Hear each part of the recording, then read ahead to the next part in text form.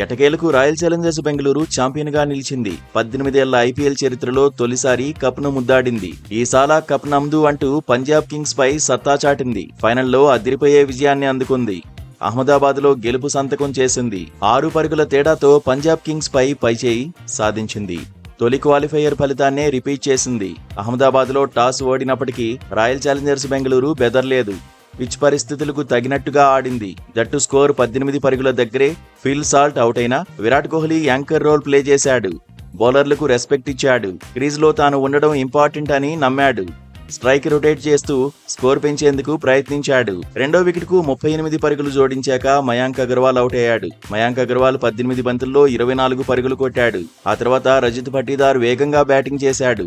Punjab Kings బౌలర్లపైనే ఒత్తిడి పెంచేందుకు భారీ షాట్లకు యత్నించాడు. 16 బంతుల్లో 26 పరుగులు చేశాక కెప్టెన్ రజిత్ పటీదార్ అవుట్ అయ్యాడు. వికెట్లు పడుతున్నా వచ్చిన వాళ్లు వచ్చినట్టుగా అగ్రెసివ్ గేమ్ ప్లాన్ ను అమలు చేశారు. 35 బంతుల్లో 41 పరుగులు చేశాక విరాట్ పెవిలియన్ చేరాడు. లివింగ్ స్టోన్ 15 బంతుల్లో 25 పరుగులు, జితేష్ శర్మ 10 బంతుల్లో 24 పరుగులు కొట్టారు. రొమారియో షెపర్డ్ 9 బంతుల్లో 17 పరుగులు సాధించాడు. ఆఖరి ఓవర్లో హర్షదీప్ సింగ్ 3 వికెట్లు తీయడంతో రాయల్ ఛాలెంజర్స్ బెంగళూరు 9 వికెట్లకు 190 పరుగులు చేసింది. అయితే బలమైన బ్యాటింగ్ లైనప్ ఉన్న పంజాబ్ కింగ్స్ కు 191 పరుగుల టార్గెట్ పెద్ద కష్టమేమీ కాదని ఫ్యాన్స్ భావించారు. అందుకు తగినట్టే పంజాబ్ కింగ్స్ ఓపెనర్లు బ్యాటింగ్ చేశారు. కానీ ఆర్సీబీ బౌలర్లు ఆత్మవిశ్వాసం కోల్పోలేదు. సీజన్లో అద్భుతమైన ఫామ్ చూపించిన హేజిల్వుడ్ పంజాబ్ కింగ్స్ కు ఫస్ట్ షాక్ ఇచ్చాడు. ప్రియాంష్ ఆర్యను పెవిలియన్ పంపించాడు. ఆ తర్వాత ప్రభుసిమ్రాన్ సింగ్ ను కృణాల్ పాండ్యా అవుట్ చేశాడు.